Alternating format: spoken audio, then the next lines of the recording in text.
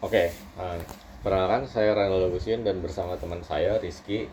Nah, di sini kami akan berbagi pengalaman nih mengenai implementasi AI generatif dalam proyek yang pernah kami bikin. Selama beberapa semester terakhir ini, kami cukup sering memanfaatkan AI generatif untuk membantu menyelesaikan tugas kuliah. Mulai dari membuat aplikasi, mendesain antarmuka, sampai menyusun laporan dan presentasi. Pada kesempatan kali ini kami akan berbagi pengalaman menggunakan dua tools AI generatif nih, yaitu ada Replit AI dan Stitch AI. Dari pengalaman tersebut, kami belajar bahwa AI memang sangat membantu untuk mempercepat pekerjaan, tetapi hasilnya harus diperiksa lagi dan disesuaikan agar sesuai dengan kebutuhan proyek. Benar sekali. Awalnya saya mikir AI hanya bisa digunakan untuk menjawab pertanyaan atau membuat tulisan. Namun setelah mencoba beberapa tools AI, ternyata kemampuannya jauh lebih luas. Kami menggunakan Replit AI ketika mengerjakan proyek aplikasi. Saat itu kami ingin membuat aplikasi berbasis web, tetapi waktu pekerjaannya cukup terbatas. Karena itu kami mencoba memanfaatkan Replit AI untuk membantu membuat struktur awal proyek. Hasilnya cukup mengejutkan karena AI dapat menghasilkan struktur folder, halaman, hingga sebagian kode hanya berdasarkan deskripsi yang kami berikan. Nah, benar nih. Misalnya kami menjelaskan aplikasi yang ingin kita buat nih, kayak halaman loginnya, dashboardnya, dan beberapa menu utama gitu. Dalam waktu singkat, Replit AI sudah bisa nih ngebuat kerangka aplikasinya. Nah, hasil itu belum langsung sempurna, tapi paling tidak kami tidak memerlukan memulai semuanya itu dari nol. Menurut saya hal ini sangat membantu karena biasanya proses membuat struktur proyek membutuhkan waktu yang cukup lama. Setelah struktur aplikasi selesai dibuat, kami tinggal melakukan penyesuaian sesuai kebutuhan dengan proyeknya. Ya, walaupun begitu, kami juga menyadari bahwa hasil dari AI ini nggak selalu berjalan dengan baik. Ada beberapa bagian kode yang masih menghasilkan error ketika dijalankan. Misalnya ada library yang belum sesuai versinya atau ada fungsi yang tidak bekerja sebagaimana misalnya.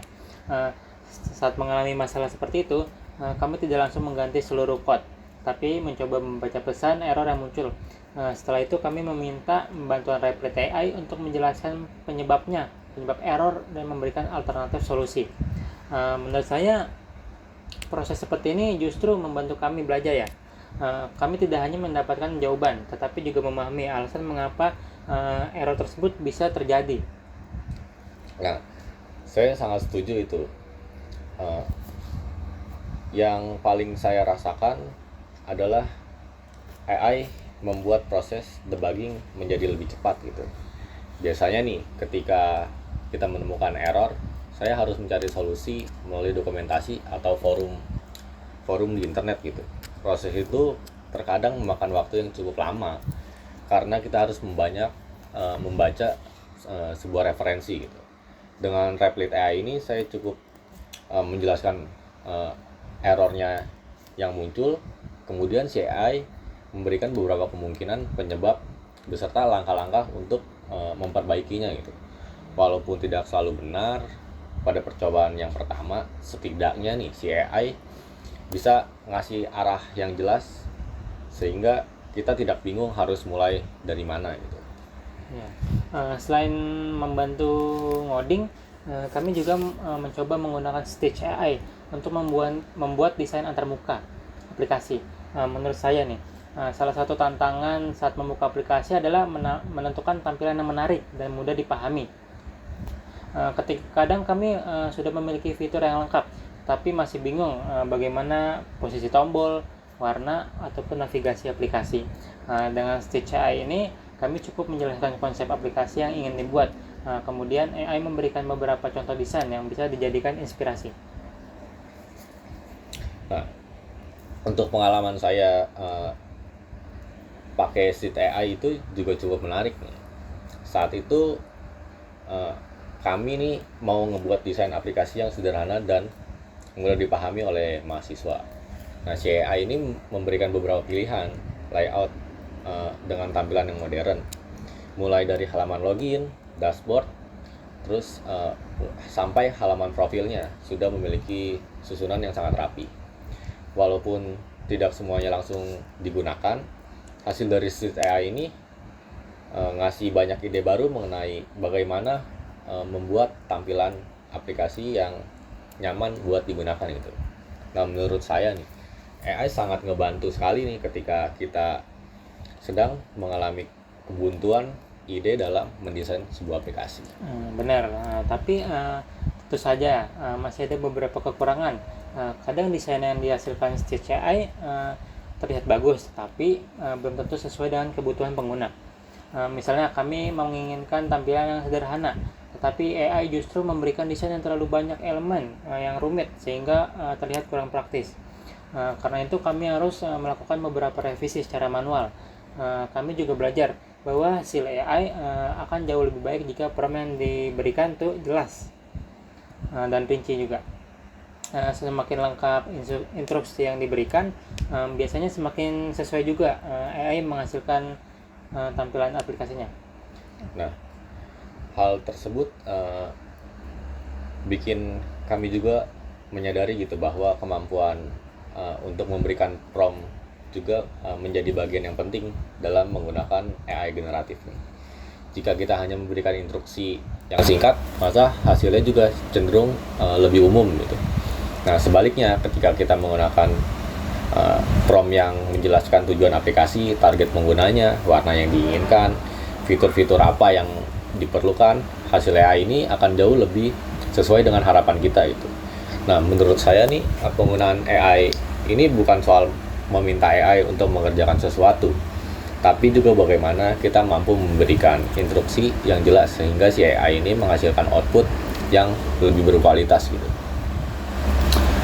Selain pengalaman tersebut, kami juga mulai memahami bahwa AI generatif bukanlah alat yang dapat menggantikan seluruh pekerjaan manusia. Walau AI dapat membantu membuat kode maupun desain, tetap saja kami harus melakukan pengecekan, pengujian, dan penyesuaian agar hasil akhirnya benar-benar sesuai dengan kebutuhan proyek. Justru dari proses revisi tersebut, kami memperoleh banyak pengalaman baru mengenai cara mengembangkan aplikasi dengan lebih baik. Nah, selain itu juga membantu dalam proses pembuatan aplikasi, saya juga merasa ini manfaat AI generatif ketika melakukan sebuah revisi proyek. Nah, setelah aplikasinya selesai dibuat, biasanya masih ada beberapa fitur nih yang belum bisa berjalan dengan baik atau ada tampilan yang perlu diperbaiki. Nah, pada tahap ini saya sering menggunakan Replit AI untuk mencari sebuah solusi. Misalnya ketika tombolnya tidak berfungsi atau ada halaman yang tidak bisa ditampilkan dengan benar, saya menjelaskan masalah tersebut kepada AI. Terus AI memberikan beberapa kemungkinan penyebabnya beserta langkah-langkah untuk memperbaikinya. Memang nggak semua solusi langsung berhasil pada percobaan yang pertama, tetapi AI memberikan arahan yang jelas sehingga proses debugging menjadi lebih cepat. Dari situ juga saya belajar memahami penyebab suatu error dan tidak hanya menyalin kode yang sudah diberikan oleh AI gitu. Nah, kalau dari pengalaman saya, AI generatif juga sangat membantu ketika proyek sudah selesai dan memasuki tahap dokumentasi. Biasanya setelah aplikasi dibuat, kita harus masih menyusun laporan, membuat surat presentasi, dan menjelaskan proses pengembangan proyek. Proses ini juga cukup memakan waktu karena kami harus menyusun kalimat yang rapi dan mudah dipahami. Saya memanfaatkan AI untuk membantu membuat kerangka laporan, merapikan bahasa, dan menyusun poin-poin presentasi. Tapi saya tetap membaca ulang hasilnya dan mengubah beberapa bagian agar sesuai dengan pemahaman kami sendiri. Menurut saya, AI dapat mempercepat proses penulisan, tetapi isi laporan tetap harus berasal dari pengalaman dan hasil pekerjaan yang benar-benar kami lakukan. Nah, selain itu juga, saya juga pernah menggunakan AI untuk memahami suatu materi yang belum saya kuasai gitu.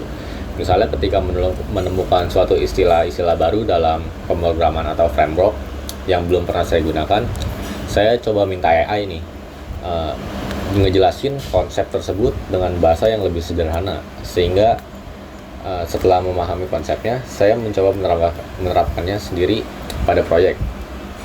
Nah, cara ini cukup membantu karena saya tidak hanya mendapatkan sebuah jawaban, tetapi juga memahami alasan mengapa suatu kode itu digunakan, bagaimana cara kerjanya, dan menurut saya AI bisa menjadi teman belajar yang baik jika digunakan untuk memahami konsep dan tidak mencari jawaban dengan instan. Oke, mungkin itu saja pengalaman yang bisa kami sampaikan. Kurang lebihnya terima kasih. Terima kasih.